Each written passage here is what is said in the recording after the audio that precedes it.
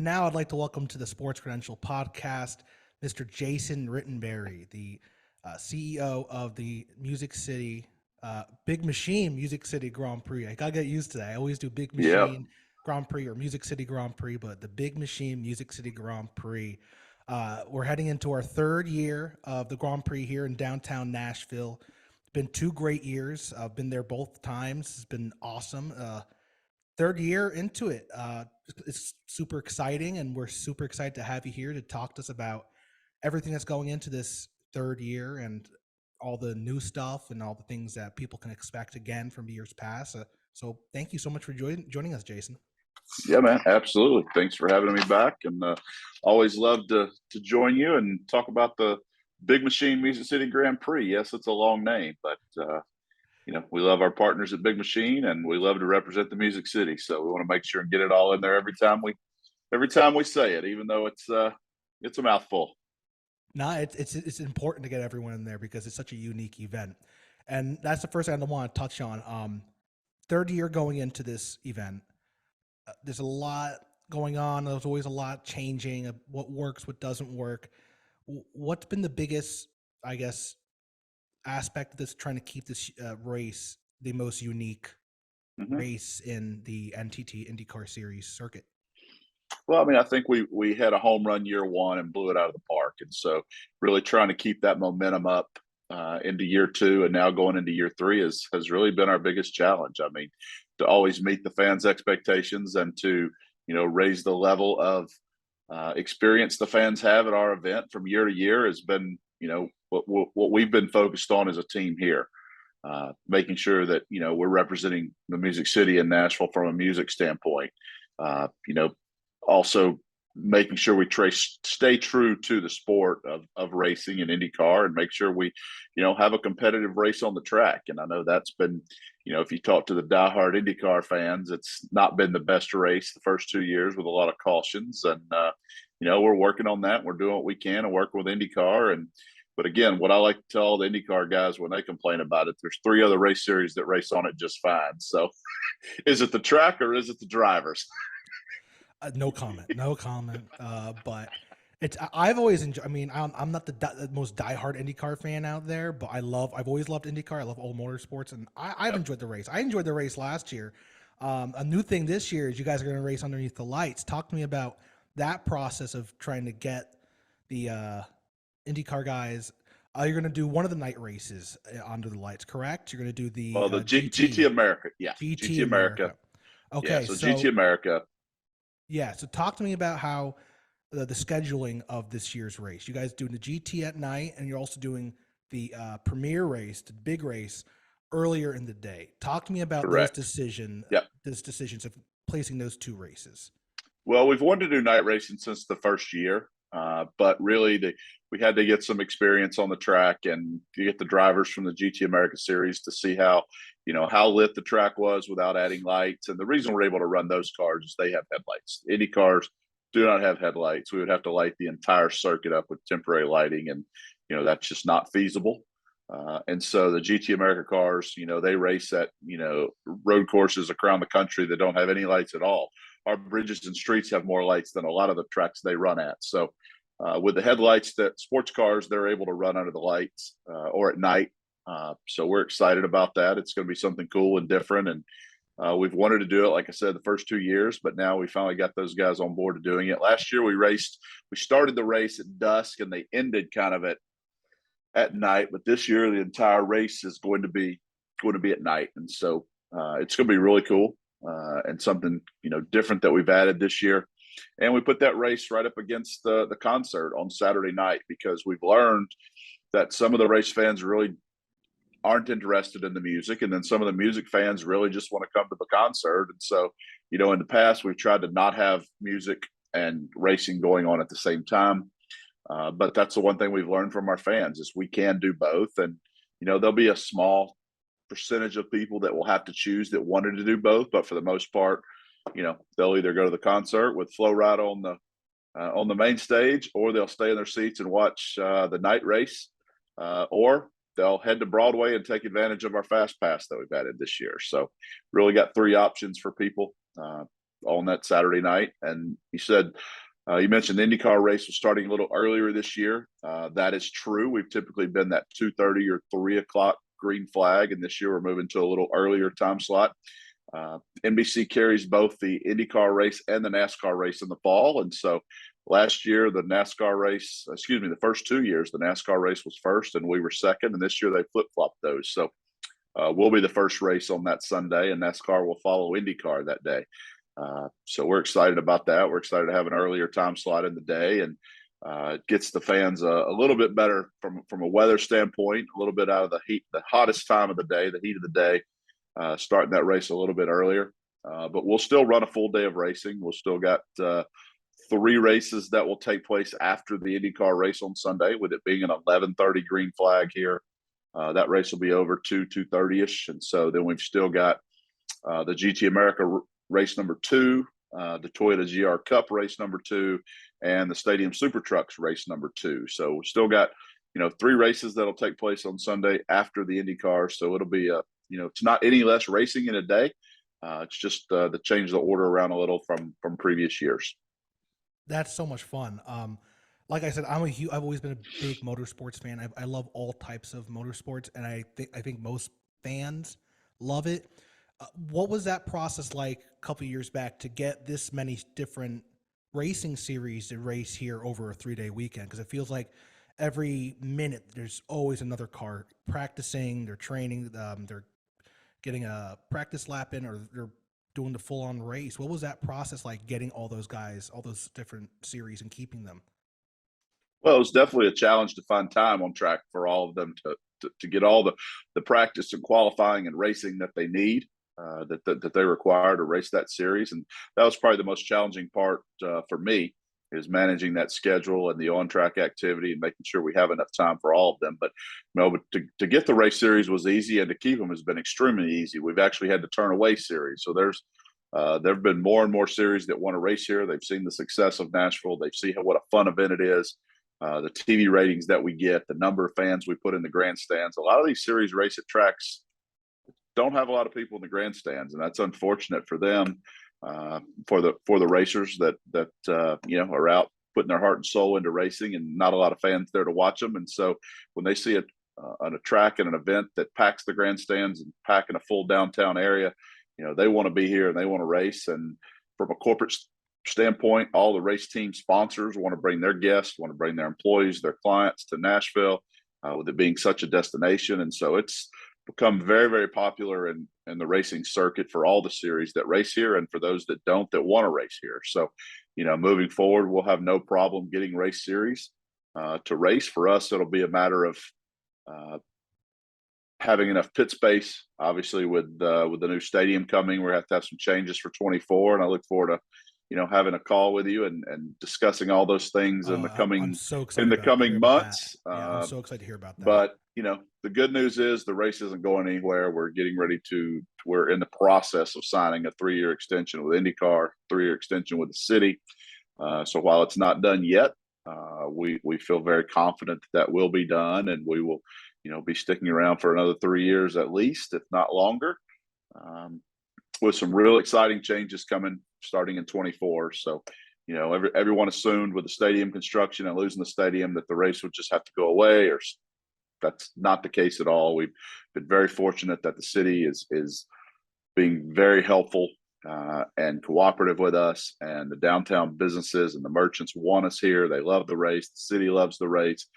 Nashville CVC, Butch Sheridan and his team love the race. So, we've proven ourselves the first 2 years that we deserve that weekend on the Nashville calendar, and we can bring the fans in, and they're here to spend money and have a good time.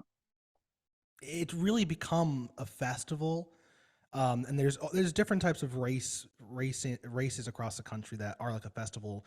A Speed Week at Daytona, obviously, we just had the Indy 500. It's a crazy event, and we just had CMA Fest just this past weekend, and it was, like always, it's crazy, and everywhere is packed. Crazy There's stuff everywhere, and that's what this Grand Prix is starting to feel like. It's kind of becoming a staple for some people. I know a lot of fans that renew their season tickets every year, and it's become a staple of the city. What was that process like making it a festival that first year?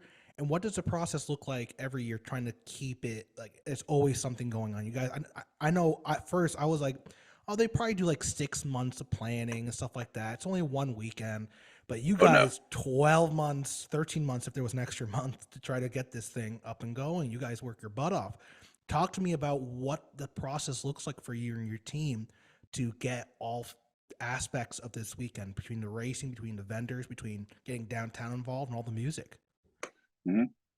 Well, we knew from year one we wanted this to be a festival. We knew being in Nashville, it couldn't be just a race. The music had to be a huge aspect of it, being Music City. With our location to Broadway, we knew we had to incorporate Broadway. We had to incorporate the downtown merchants. It could not be just an urban street course in a city such as St. Pete or Detroit or Toronto. I feel like Long Beach has done a very good job, and we probably look to Long Beach more than some of the other street races as to what they do, because theirs is more of a festival. They have a lot of things going on. They're more of in a downtown walkable area with a lot of activity and businesses going on around them. And so we really tried to look at what they did, even St. Pete and some of the other races, of what they did right, and we liked and we can incorporate here, but then really wanted to take it a step further and really make it very Nashville, and take the best of what CMA Fest does and the best of what we did for the draft and the best of those other street racing circuits, and combine it into one and make it a full festival. You reference festival, and that's the way we've marketed it from year one. This is not just a race. We said the race was just the reason to come together and have a party downtown Nashville. So and that's the way we've treated this event every year, to try and add more and more to it. And we feel like we've added more every year, whether it be music, or other festivities downtown, different food areas. This year we've added the Fast Pass for Broadway and incorporating the downtown restaurants and bars and honky tonks on Broadway. And so we just feel like we constantly have to step up and find the next best thing. This is not an event. Nashville being the destination market it is, we don't feel like we continue to maintain the event and just be status quo. Some of these other events that are truly just races, the fans are going to come to the race regardless of what's happening around it. And we don't feel that's the case here in Nashville. We feel like we have to entertain, and we have to continue to elevate the event and that fan experience year after year. And so that's what a lot of our team, we have a lot of team members that are dedicated just to doing that. We have just as many dedicated to just working with the city from an operational standpoint, and getting the track built and getting all the permits in place and the road closures and the police and fire and EMS and all of those things. So we have a tremendous amount of work. As you said, it does take 12 months. We start planning. We're actually planning right now for 24. So typically it is a 12-month, but with the changes that have to take place in 24, we've got 4 or 5 people on our team that are dedicated just to 24.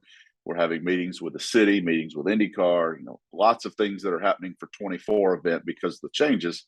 And we're not even to the 23 event yet. So we'll have probably 14, 15 months into planning into the 24 event. And when we start making those announcements, I think you'll see why. There's a lot of cool things and a lot of changes that are going to happen to this event to make it even bigger and better. Stop. You can't keep saying that. You gotta wait for it, because I want to know, because I'm so excited to hear, because there's so much change happening in Nashville, and I'm like, what's going to happen with this? What's going to happen with that? So yeah, I'm so excited to see that you guys are staying on for another 3 years. It's just an awesome event, and the more racing there is in Nashville, the better. And I also want to talk about the Indy 500. We saw Nashville local native Josef Newgarden pull out that first ever Indy 500. That was a crazy end to that race. It was. Yeah, talk to me about what it was like seeing the Nashville guy win the race, and what that's going to bring to kind of the Nashville racing world, and especially the Music City Big Machine Grand Prix. Yeah, it was awesome. I mean, to be there, and I talked to Josef and his team that morning, and they were pumped up and fired up about the race as always. And that was the one that he hadn't won yet. We'd won a couple IndyCar championships and won most every other race, and he had not won the Indy 500 yet. And to be such an accomplished driver and racing for 10 years on the circuit and have not won that race yet was big for him. So it was huge for him. It was huge for us as an event based in Nashville, and to have our hometown guy to win that. We couldn't have asked for anything better. And the celebration that he had was just phenomenal. Brought tons of media attention and tons for our event. We had him doing radio for us, radio and TV for us Monday, Tuesday after the 500. Talking about our event, talking about how excited he is to come home and bring that momentum from the Indy 500 win, and we've got some other events coming up planned for Josef and the Penske Racing team here in Nashville to celebrate that Indy 500 win between now and our race coming up. We're 52 days away now from cars being on track in downtown Nashville, so we've got a lot of work to do, but also going to celebrate Josef and that Indy 500 win. That's so super exciting. I know a lot of people, because I'm a new guy to Nashville, I don't know the rich history of racing in Nashville. A lot of people talk about, the rich history, and you see it with NASCAR at the fairgrounds and then the super speedway. And now they're back, and then there's new stuff coming on about the fairground speedway. Now IndyCar's back in town. Have you seen a resurgence of racing fanaticism here in Nashville, or has it always been there and now it's just kind of come to light because of all the races back in town? No, I think it's always been there, and I don't think it went anywhere. Even when the super speedway closed down and NASCAR left and IndyCar left, I don't think the excitement for motorsports and racing dwindled in this market. They just had to go out of town for it. And I think the majority of the fans that are here attend other events. They are not just they're diehard racing fans that are living in this market. They're not just attending the NASCAR at the super speedway or the IndyCar for our event. They're going to the Indy 500, or they're going to Bristol, to Talladega. And I see a lot of those folks there. I do, I'm at all of those events, and we see a lot of people from Nashville at those events. And I've been, in this market a long time. While I wasn't living here, I was still heavily involved with motorsports in Nashville. For 10 years, I was the president of the NASCAR track in Memphis, but we owned the Nashville Super Speedway. The same company, Dover Motorsports, owned both Memphis and Nashville. And so, I was here for the construction of the Super Speedway back in 2000. I was here when they opened in 2001, and here for most every race that they had there, NASCAR and IndyCar, for that 10-year period. And so, I've seen the excitement from fans here in this market for 20 plus years now. And Nashville was a huge television market for IndyCar. They were historically in the top 3 to 5 every year for IndyCar, which is one of the reasons why IndyCar wanted to be back in the Nashville market so badly. They developed a huge fan base here over a 10-year period, 11-year period running at the super speedway. And then when they left, those fans, had to go out of town. Most all of them were going to Indy, of course, but then trying to attend another event in other markets, whether that be Barber down in Birmingham or others. But I have seen a resurgence of it, both with the super speedway with NASCAR coming back and IndyCar coming back in the same year, with both of those returning to Nashville in 2021 and now both going into our third year here. It's definitely created quite a resurgence of the fans here and getting their excitement up for Middle Tennessee and for Nashville and for having all those races here. Yeah, it's super fun to see. I'm glad that I'm kind of in the thick of it as well. Just new resurgence of racing here in town. Me working here at the Sports Credential and doing stuff with Music Row, being connected with both sports and music, you can't ignore the big machine being a partner, being the main sponsor. What's that like, having Big Machine and Scott Borchetta being not only the music mogul with the talent behind it, decades of talent behind him, but being the racing fan he is and being the racer he is, and having that type of mind being part of this event? Well, I mean, it's invaluable to us to have Scott involved and to have the Big Machine label group and Big Machine Vodka and all of the Big Machine brands to be a part of our event. And Scott loves this race more than anybody. He spends a ton of time on this race personally. It is a special project to him. We get an hour of his time every week, year round, to meet our team, his team. We talk about this race and talk about the plans and what we're doing. And he's heavily involved.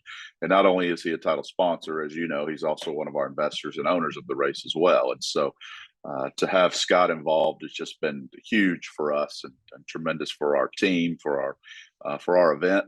Not only what he provides through the label, but as you mentioned, just to have such a smart, innovative person that brings all the years of experience in racing and music to our event has been tremendous for us, and we wouldn't want to do this event without him. Yeah, it's just Nashville, especially over the last 2 decades with the sports growing up, just blowing up here in town. It's just sports and music. It's just one of those just two things they just go hand in hand. They can't really separate them, especially in this town and even in the state. Yeah. It's great to see. And then my last question, I'll let you go. I ask everyone this: what's your favorite aspect of either the event or the race? Is it something during race weekend? Is it something during the prep process? Or what's your favorite part of running this awesome event? My favorite, it's always the same, and it's been the same since the first day I, stepped on the stage to welcome a crowd to a NASCAR event in the year 2000. So when I was 25-year-old young GM of a NASCAR track, when I stepped on that crowd and welcomed them and heard the gentlemen start your engines and the cars roar by for the first lap of that race. I mean, that's really what it's all about, and that's why I do this, and why anyone in this industry can tell you that's why we do this. It's that start of that race, and it's seeing the fans enjoy the event and know that you had a small part in putting that event on for them and entertaining them. And that's what it's all about for me. So for this particular event, it will be Sunday at 11:30 when the green flag drops live on NBC, and we've got 60, 70,000 fans here on site in downtown Nashville, and millions watching worldwide in 26 different countries. And to know that we played a small part in putting all that together to entertain these folks, that's really my favorite part of the event. It's my favorite part of every event that I've ever done for 23 years now is in motorsports, is when that green flag drops. That's what it's all about, and that's when we work 12 months out of the year, and to entertain those fans and see the smiles on their face and see the excitement and see them rooting on their drivers. That's my favorite part. Awesome. I'm super excited. Just 52 days away. Just insane to think about that. 52 days. There's a lot of work to get done in 52 days. We're about 25 days away from starting track construction. Oh, wow. I'm super excited. It's an awesome event. You guys kill it every single year. I can't even imagine the type of work you guys do for it, but it's a killer event. I'm super excited. I know everyone else in town is super excited. Jason, thank you so much for taking the time to join us. I know you're unbelievably busy. So do you take the time to speak with us about the race and everything that goes into it? It's awesome. Thank you so much. Always happy to do it, brother. Anytime. Enjoy Awesome. it. Thank you, Jason.